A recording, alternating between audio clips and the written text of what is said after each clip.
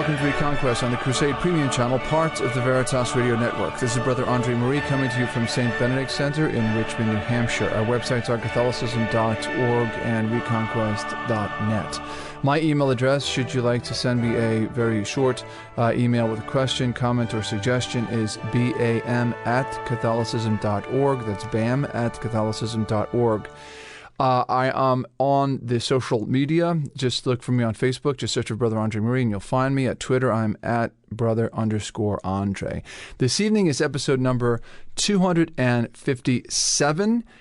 It's Roman Empire, Roman Church, Part 2. It's the second of a two-part series with Dr. Alan Fimister, who is once again my guest. And I think we'll just jump right in. Good evening, Dr. Fimister. How are you?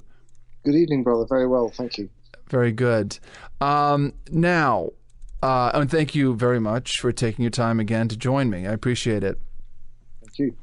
Now, where we left off last time, we were talking about, I think we were talking about the Antichrist, and we talked about the role of the empire vis-a-vis the Antichrist. And I'd actually like to resume a little bit of that towards the end here, if we can. But if we have time, but there were some other things that we had kind of discussed in our early correspondence before we did the first show, and you wanted to speak about the various sort of permutations of the Roman Empire as Christian, and this sort of development from Constantine through Justinian and Charlemagne and Otto the First, etc., all the way up eventually to Blessed Karl von Habsburg, and how the empire was more christened as it went along. So why don't we pick up that thread and talk about what it was that happened that was unique under Constantine first? Yeah, sure. Well, Constantine's acclaimed emperor in 306, at which point he's the son of Constantius, who is one of the four emperors who have been ruling the Roman Empire in the recent past under a new system which had been introduced by the pagan emperor Diocletian in order to prevent civil wars in the empire. The Tetrarchy. So the idea is, yes. Yeah, exactly, the Tetrarchy. So the idea is you'd have two senior emperors, one for the East and one for the West, and this is where the original division of the empire into East and West comes from, which is apparently prophesied in Daniel by the two legs of the idol that Nebuchadnezzar sees in his dream.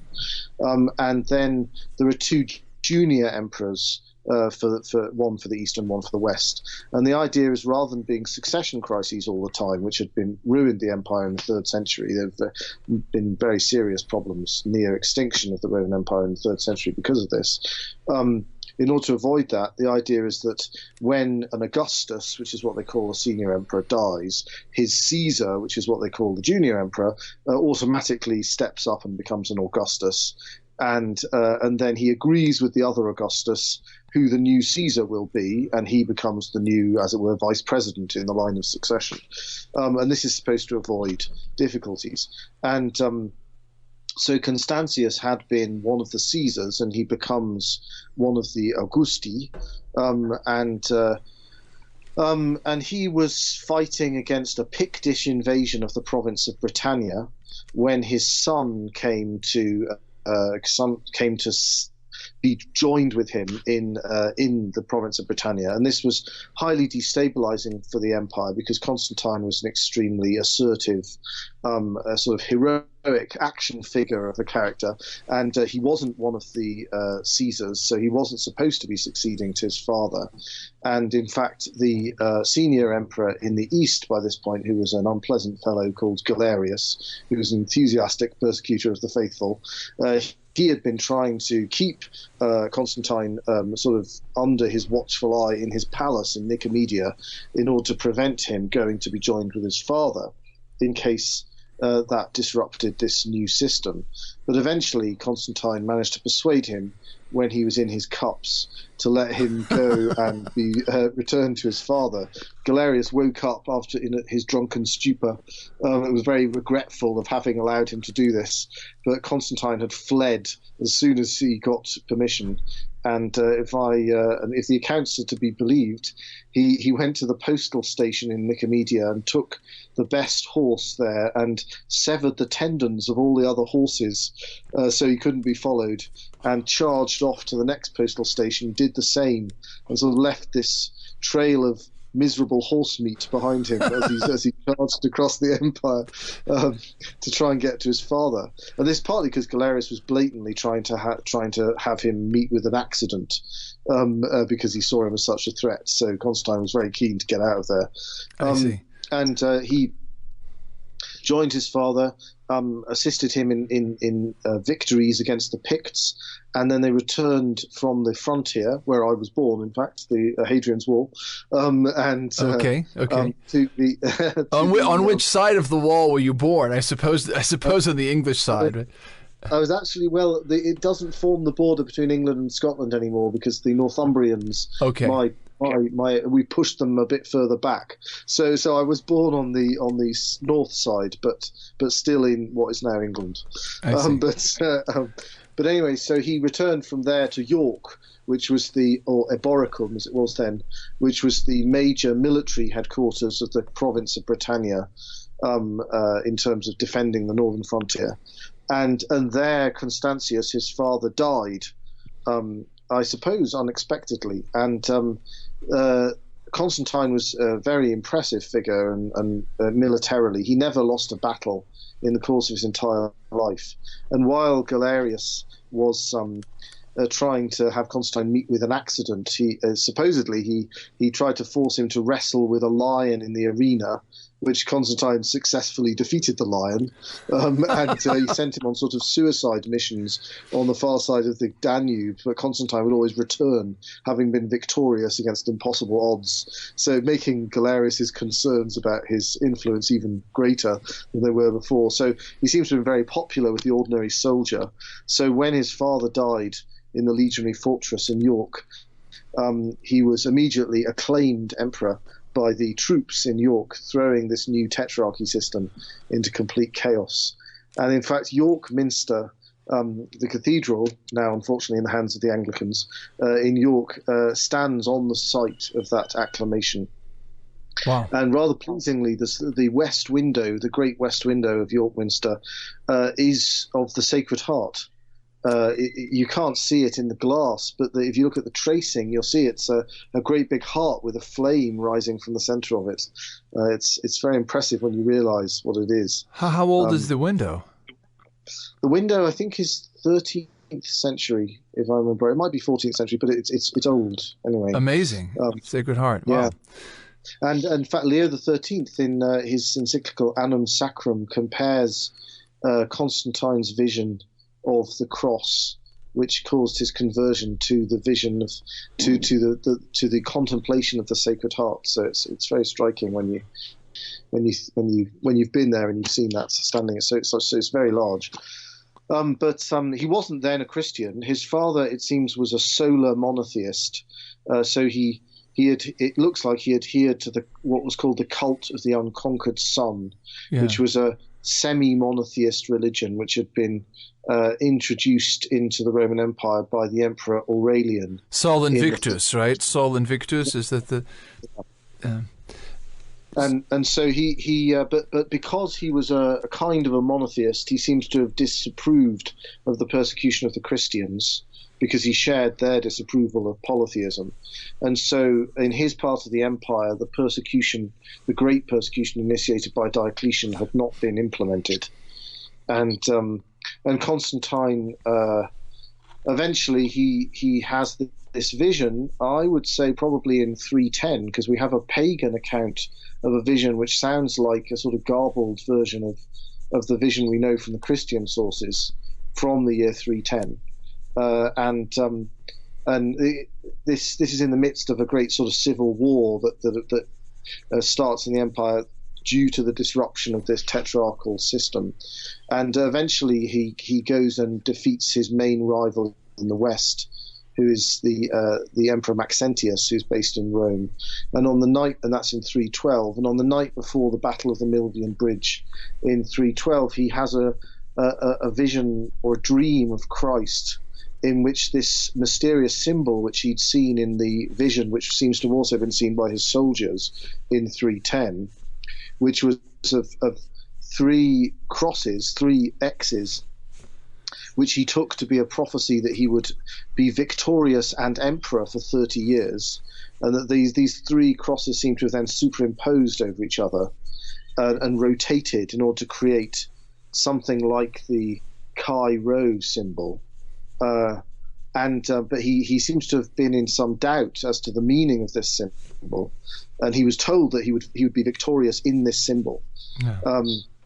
And then he has a vision of Christ the night before the Battle of the Milvian Bridge, in which he tells him that the symbol represents him, and so he removes the pagan eagles from the standards of his armies, and he replaces them with this Chi Rho symbol, the monogram of Christ, and goes into battle and defeats Maxentius and enters Rome in triumph, now professing the truth of the Christian religion. So that's sort of with due honour to be given to Theodosius III, the king of Armenia, who was actually the first definite historical ruler to convert to Christianity just a few years earlier. That moment is really, in a way, the moment of the foundation of Christendom and the first step towards the Christianization of the Roman Empire. But Constantine didn't convert the state into being a Christian state. The following year, he agreed with the Eastern emperor a decree of toleration of Christianity, that people were free to be Christians, and it allows them to worship the supreme God in whatever way their conscience dictates. It doesn't say whether it's okay for them to worship supposed subordinate deities. It just doesn't comment on that question. This is the Edict of Milan. And so that remains the official arrangement, with a short interval when Constantine's pagan, is he nephew or cousin? I can't remember. Julian reigns as emperor in the early 60s of the 4th century. Mm-hmm. But other than that until 380, that remains the situation in the Roman Empire, that the ruler is a professing Christian, but the state has not formally been converted into a Christian polity as yet. Mm-hmm. So the Edict of Milan was something of an edict of toleration, and it allowed, if you will, a freedom of conscience. But then, what is it, 70 years later or so, in that ballpark, we get a new development with Emperor Theodosius the First. That's right. So it's interesting, if you look at, there was this, we quoted him last time, Eusebius of Caesarea, who was a rather sycophantic ecclesiastical politician, and an Arian sympathizer, unfortunately. Yeah. But he did write a very important history of the church. And his cousin was one of the leading semi-Arians, right? Yes. Eusebius of Nicomedia, right? Yes. So he wrote this oration in praise of Constantine, and it's quite interesting in that he definitely sees, he implicitly denies the legitimacy in some ways of the empire prior to Constantine, because he says that you need, in order to be legitimate, it needs to worship the one true God. Because otherwise it's just in the servitude to demons. I mean, he doesn't exactly explain how that's compatible with Romans chapter 13 and the powers that be ordained of God. But it's interesting that he's providing an alternative, universal ideology, as it were, for the Roman Empire that's now fashioned on the basis of Christianity instead of on the basis of paganism. And then in 380. The Emperor Theodosius, who ends the Arian controversy, because many of these emperors in the meantime had been Arians and had persecuted Orthodox bishops. Including Constantine's own children, right? That's right, yeah. Constantius, his second son, he's actually his third son, but his first son was killed in rather unpleasant circumstances. But his second surviving son, he ends up ruling the East after Constantine's death in 337, and he favours Arianism, and eventually ends up ruling the whole empire after Constantine's other sons die. And so there's a period when the entire empire is ruled by an Arian. He then dies and is succeeded by Julian, who is a pagan and tries to restore paganism. But he is catastrophically defeated by the Persians and killed, and that's the end of his attempt to restore paganism. And it's quite complicated, but generally the West is ruled by Catholics and the East is ruled by Arians until the Western Emperor Valens is killed by the Goths in a great barbarian invasion of the Eastern Empire, and his nephews, who are the two Western emperors, they're not very impressive figures, and they're slightly panicked at the prospect of having to go and save the Eastern Empire from the Goths. So instead they raise a famous soldier, Theodosius, to the purple and send him as emperor of the East to go and deal with the Goths. But he's a Latin and a Catholic, and when he goes off to the East, he ends the Arian controversy. It's under his auspices that the Second Ecumenical Council, the First Council of Constantinople, is held. But he also, the year before that, so the council is held in 381, but the year before that, in 380, he issues what's known as the Edict of Thessalonica, which formally makes Catholicism the religion of the Roman Empire. So that's a very important stage in the development of the sort of union between the Roman Empire and the Church. It's probably worth giving you the text. It's not very long.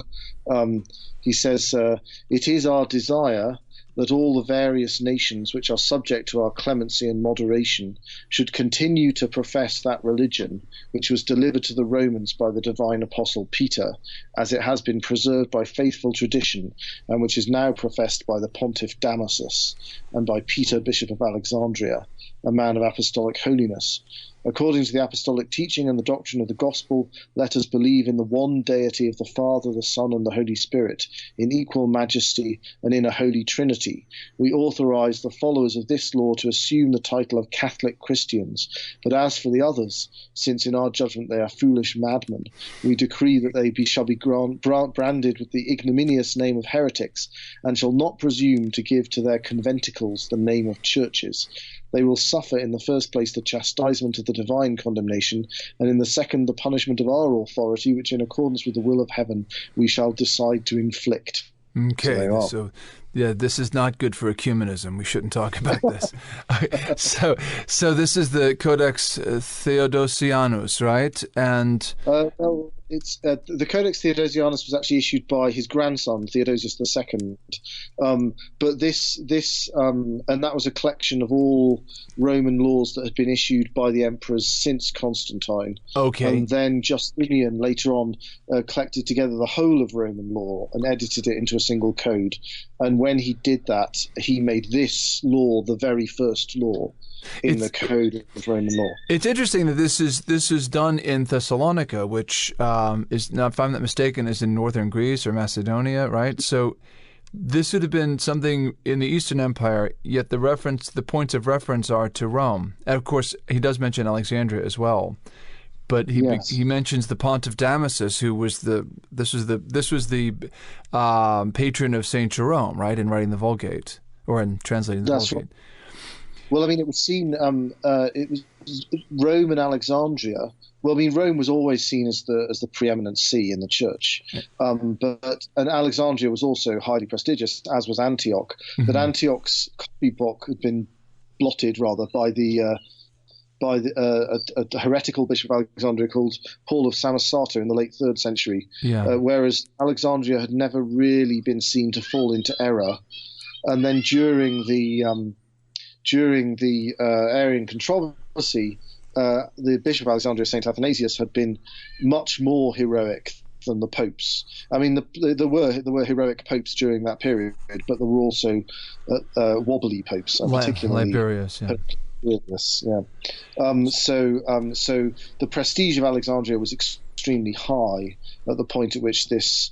So it's natural that a Latin and a Catholic should have had reference to Damasus, but I think the additional reference to Alexandria is a tribute to the great prestige it had acquired in the course of the Arian controversy. But unfortunately, it's going to become a problem later on when later Bishop of Alexandria, Dioscorus, embraces the Monophysite heresy. Yes. Sort of convinced that he can't be wrong about anything, so he mustn't be a heresy. So this is Theodosius's contribution now. No, Constantine frees up the religion in the empire and gives it a certain freedom to operate. Then Theodosius, roughly 67 years later, gives us this decree making it the official religion of the state and giving it official state sanction. Even to the point of saying that heretical conventicles cannot be called churches. Yes. So that's a higher watermark, if you will. Now, the next one we're going to run into is a man famous, mostly I think in most people's minds who think about him at all, for law, Justinian the First. Yes. Law and expansion of the empire, back into some of the West. That's right. So the Western Empire's fallen by that point, and there's actually been a long and difficult schism between the East and the West over compromises around Christological doctrine for political reasons. And Justinian's uncle, Justin I, he ends this compromise because they're both Latins as well. They come from the Balkans, and their first language is Latin. They're actually from extremely humble origin, and I think Justinian was a goat herd or something when he was a kid, so they submit to Rome and in fact insist on all the Eastern bishops submitting to a formula of papal supremacy, which is an embarrassment to the Orthodox to this day, And Justin the First, who precedes Justinian, is actually crowned by Pope John I in the Hagia Sophia in Constantinople as emperor. So people often think Charlemagne was the first emperor to be crowned by the Pope, but it was actually Justin, which is also very intriguing. But yes, there are some ambiguities around what actually happened there, but it definitely happened. So Justinian decided he was very keen to be the sort of, the model Roman emperor. So he as you say, he reconquered large chunks of the West. He also, after a set of riots that devastated the center of Constantinople, he rebuilt in incredibly grand style the center of Constantinople and what was the greatest church in Christendom for many, many centuries. The Hagia Sophia was his great project, and he also held an ecumenical council, the Second Council of Constantinople, in order to try and end the argument with the Monophysites, and he, as you say, codified the whole of Roman law, which was a mixed blessing. But I mean, one of the reasons he had to do that was because Roman law was becoming the social context in which the very sophisticated body of Roman law had been employed, rather like common law nowadays, in the sense that it's made up of lots and lots of sources of law originally, not just one legislator issuing laws. That had kind of disappeared because the empire had suffered many vicissitudes, and all those little city-states and things that had been there, they're all gone. So he needs a much more, even whether one approves of it or not, for practical purposes, he needed a much more centralized, rationalized system. And so he created a codified Roman law. And in the course of doing that, the Christian character and the Catholic character of the empire is stated even more assertively, and the preeminence of Rome, and the fact that you can't be a Roman citizen, basically from Justinian's time onwards, you can't be a Roman citizen unless you are baptized. You lose your citizenship if you don't have your children baptized. So there's an absolute identification of the empire with the church from Justinian's time onwards. There's this great intensification of the idea of them basically being the same thing. So this is where we get this idea that you'll find in some people's writings that the empire was sort of the body and the church was the soul, if you will. Yes, absolutely. And I mean, this becomes a problem, very big problem later on, because the Byzantines, as historians call them, but they're really the Romans, but the Byzantines, meaning the surviving Roman Empire in the East, they don't really, as far as they're concerned, everybody outside of their borders is in some way delinquent.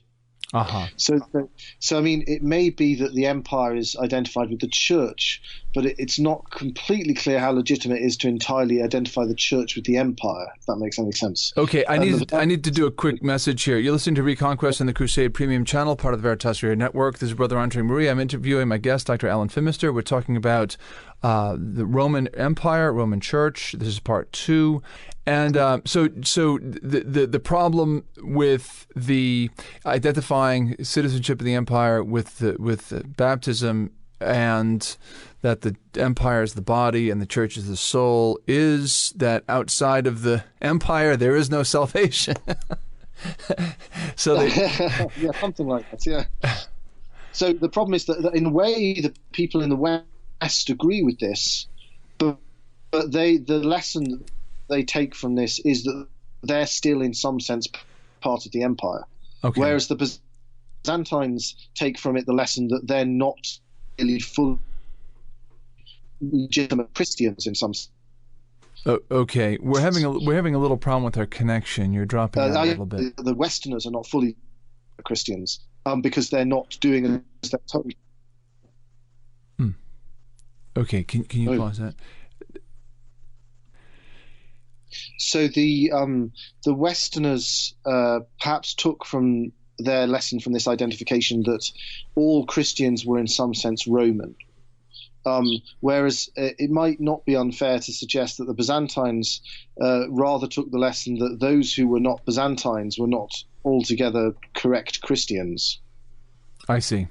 So that of course is a problem. Is this when is born what we call Caesaropapism?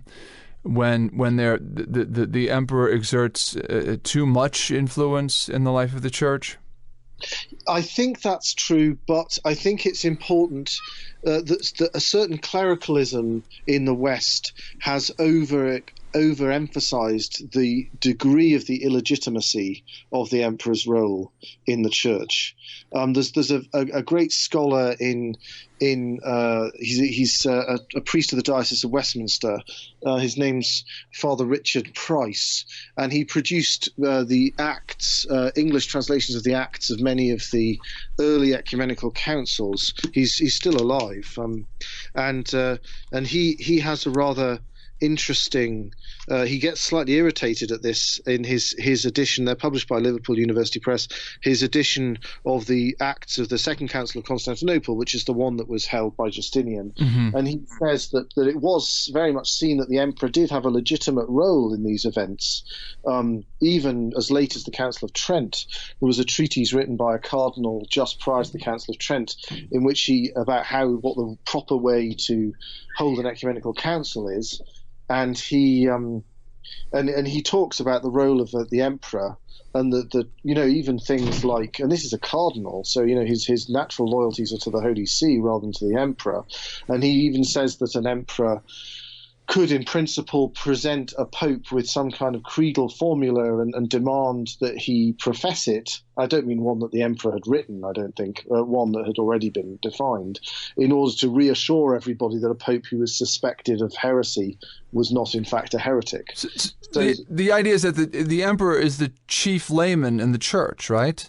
Absolutely, that's right. Yeah, Charles V, the emperor at the time of the Council of Trent, he was even referred to as the head of the Catholic laity, and the liturgy contained many references to the emperor. The Roman liturgy, not just the Byzantine liturgy. Not that I'm disparaging the Byzantine liturgy, but obviously the Roman liturgy would be more disposed to take a more papal view of things, and even the Roman liturgy is. Has had very prominent prayers for the emperor during the Exultet, in the solemn intercessions on Good Friday, and there was a votive mass for the emperor as well. Yeah. Yeah. Okay. Great. Thank you. Sorry to go on that tangent with Caesaropapism, but I think it's important, and I think it's good that you mentioned the Western kind of clericalism, because I think that is a problem that yet abides in the church. And it's one of the reasons perhaps why lay people aren't taking certain initiatives to protect the faith today that they ought to. Yes. But of course it's difficult. There isn't an emperor. So I think the problem in a way really is that when the Westerners ask Charlemagne to become emperor in 800, I think the way they see it is that they're Roman too, and that they've been being ruled by kings who are franchised by the emperor, but now they're going to use their rights as Roman citizens to elect an emperor, and then the Pope approves that. Whereas the Byzantines think of them as just barbarians now, not really Romans anymore. So the Byzantines don't. And another problem is that they don't have my kingdom is not of this world, our Lord says. So you can't really say that it's a requirement of the faith that there be a single polity ruled over by a Roman emperor. So there is a sense in which traditionally in the church, both in East and West, there has been this sense that there is a position for the most prominent lay ruler in Christendom, and he is the Roman emperor. But the Westerners have always much more had a sense that there is a legitimacy to there being autonomy for other rulers, whereas the Byzantines have really seen them as a temporary expedient who need to be mopped up eventually when we manage to restore the frontiers of the empire to the ends of the earth, as it were. I see. And so this does cause some difficulty and confusion, and is partly why it's a problem with the Crusades, because the Crusades are sent to try and rescue the Byzantines, and the Byzantines, the Westerners are expecting the Byzantines, even they think the Byzantine emperor is going to lead them in the Crusades to reconquer Jerusalem, whereas the Byzantines much more think that these are naughty barbarians of the West, and they want to fight the naughty barbarians of the East. And rather like Henry Kissinger is supposed to have said about the Iran-Iraq war, if only they could both lose. Yeah, a very cynical person. Yeah. So I think, whereas which is obviously very upsetting for the Latins. Now, I mean, the Crusaders they're very uncouth compared to the Byzantines, but they do, in their heavy-handed way, mean well. In large parts to the Byzantine Empire. They really are there to try and rescue the Byzantines from the Muslims. So they naturally get really very upset about the Byzantines' attitude over the course of the Crusades. And this sort of misunderstanding climaxes in the sack of Constantinople in 1204, which and people talk about that as a sort of great Western atrocity, which it absolutely is.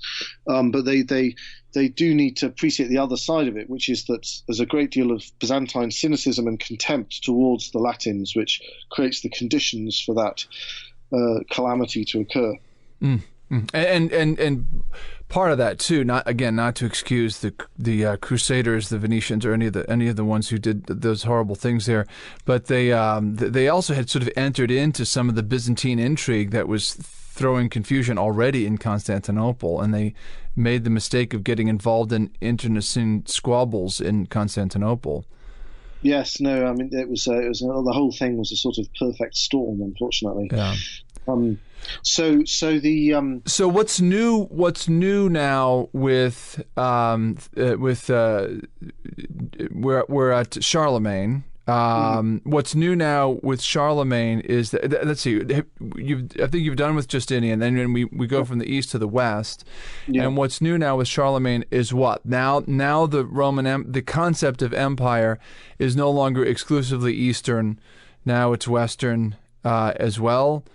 And it's no longer, we're just sort of a fiefdom of the Byzantine Empire, but we are now fully governed directly by a Western emperor.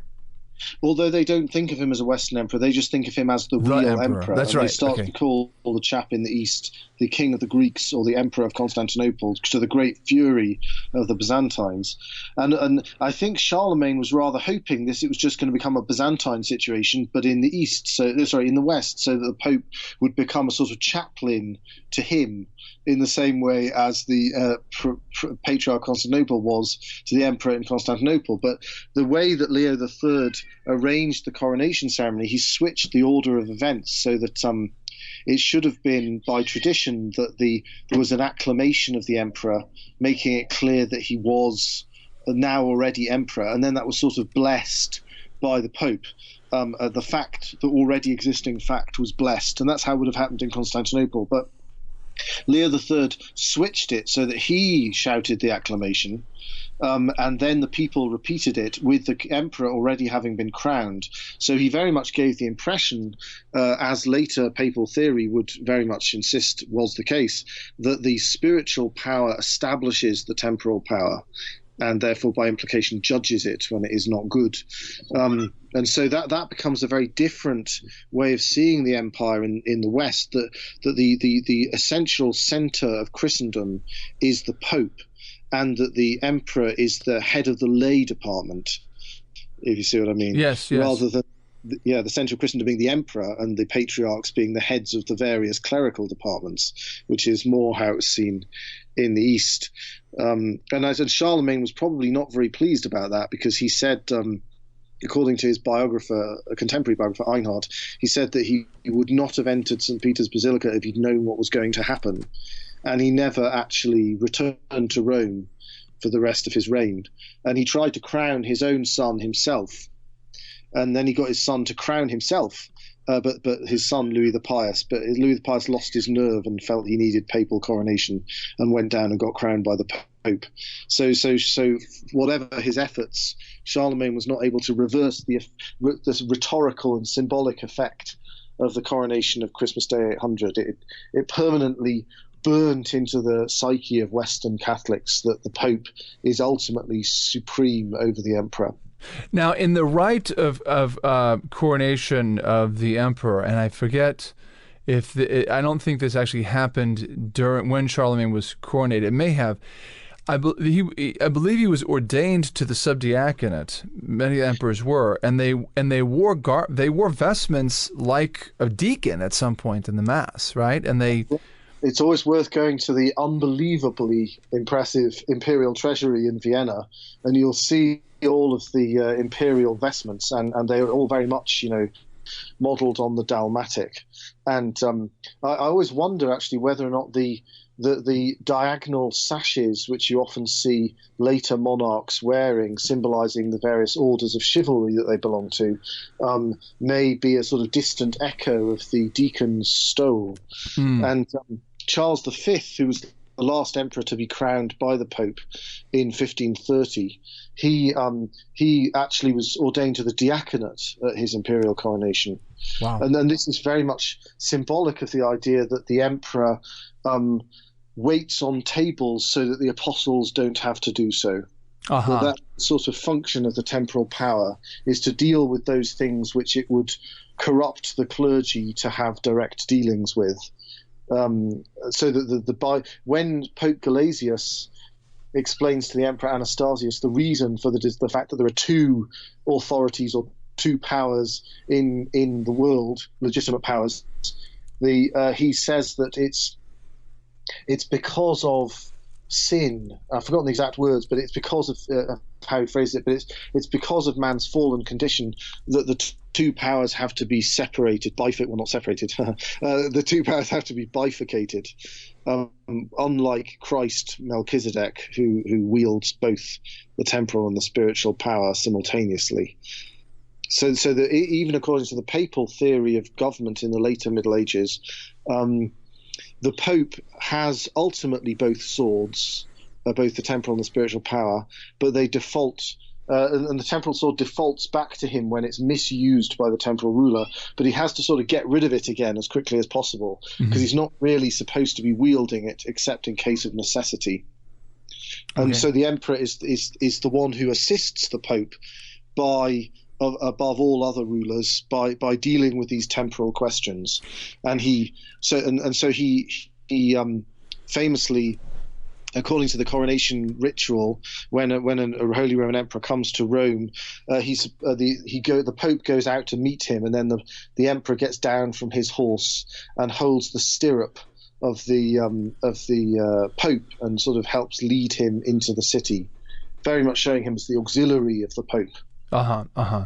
Now, so that's the contribution, if you will, not of Charlemagne himself, but of the historical events that happened at the time of Charlemagne. Yeah, the logic of what happened in that coronation ceremony is elaborated over the following centuries. And of course, Charlemagne was crowned, again, Christmas Day 800, one of those easy years and dates to remember.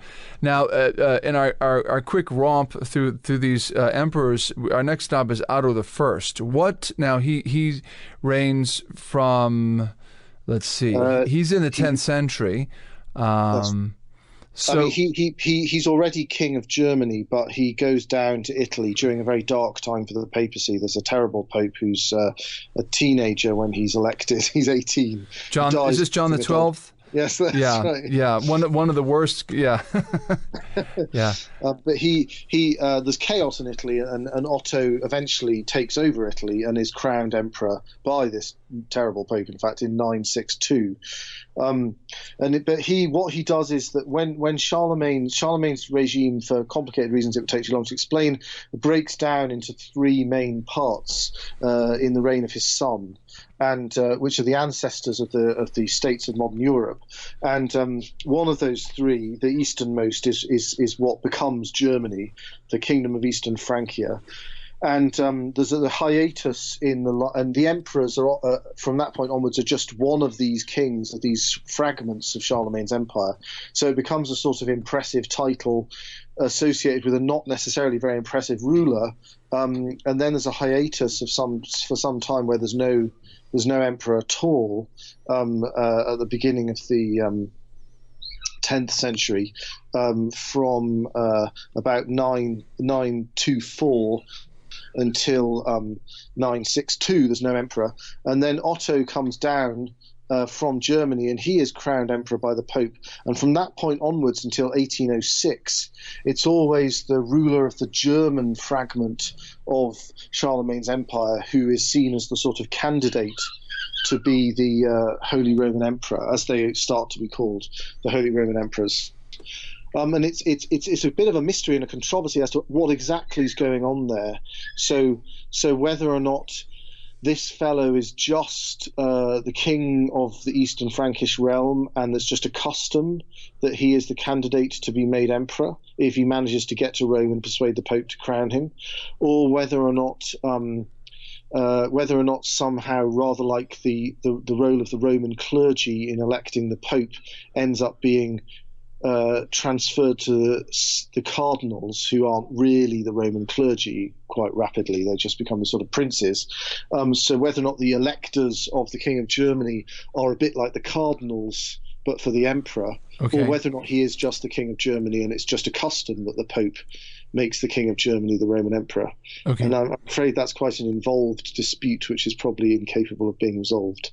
So what then? Okay, so now it's the Holy Roman German Empire, right? So as you point out, it has the Germanic line there. Still, this idea that he's actually just the head of all the kings of Christendom. He has actual power over this German chunk of the empire and over northern Italy, but really he already has power over those places as King of Germany. The title Roman Emperor kind of makes him the highest in honor of the kings of Christendom. And so, for example, in Shakespeare's Henry V, so we're talking about written much later, but set a little bit earlier, but still much later than this period.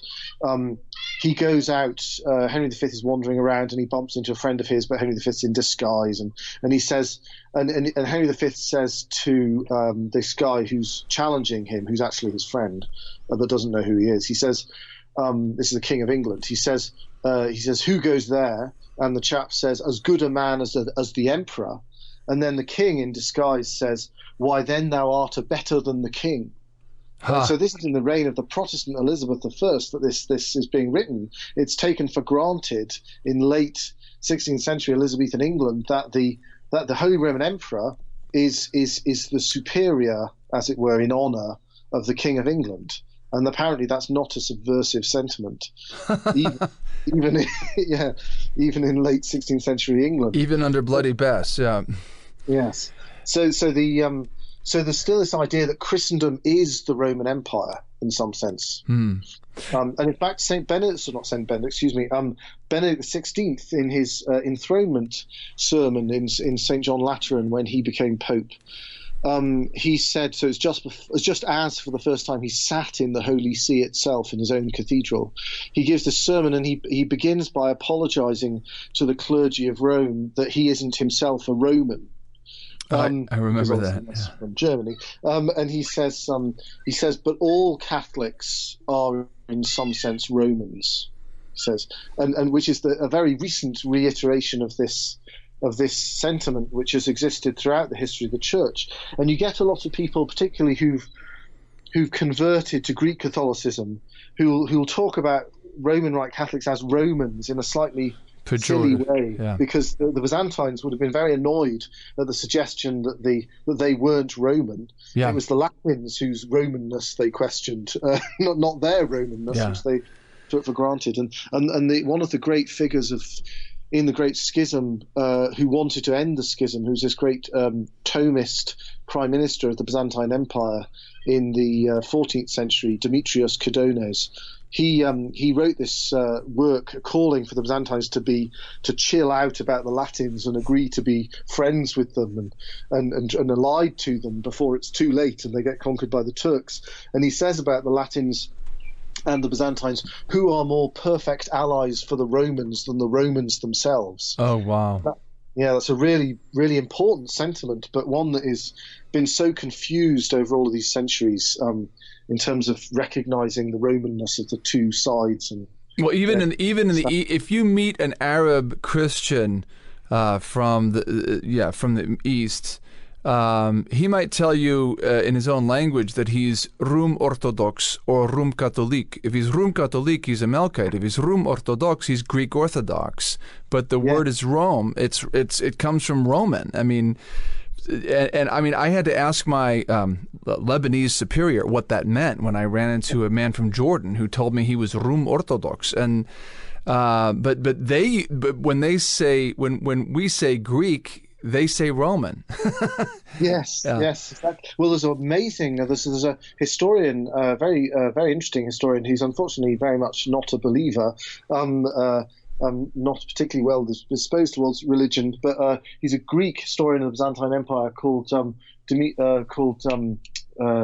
Kaldalis, Anthony Kaldalis, and he's written a couple of books, very interesting books. One called The Byzantine Republic, and another one called Roman Land, about the fact that the way in which the Byzantines consider themselves to be the Roman Republic and considered them to be the Romans. And he has this amazing anecdote about a little Greek island that was conquered by the Greek state, by the Kingdom of Greece at the end, back from the Turks at the end of the First World War when the Ottoman Empire was collapsing.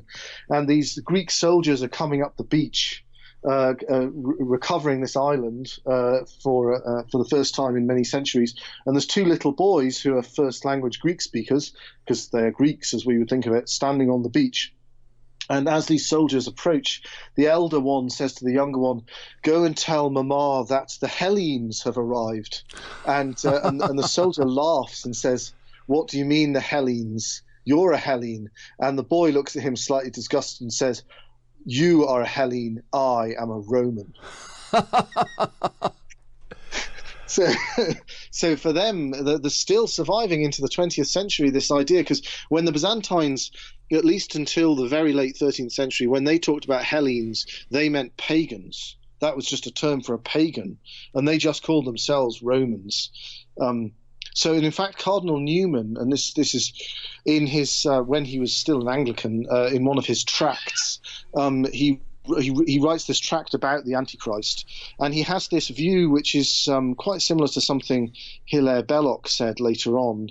But he says He says that the entire order of all the states of Christendom is simply the perpetuation of the fourth monarchy of Daniel as it was taken over into the fifth monarchy. There's a Byzantine commentator on Revelation, Andrew of Caesarea. He's actually almost the only orthodox, in the set with a small o, Byzantine commentator on Revelation in the first millennium, and he wrote this commentary, and you can get it in English translation from CUA Press if you're interested. He, when he's talking about the fact that the Messiah is said to rule the nations with an iron scepter, he says that this is because the fifth monarchy governs the world through the fourth monarchy.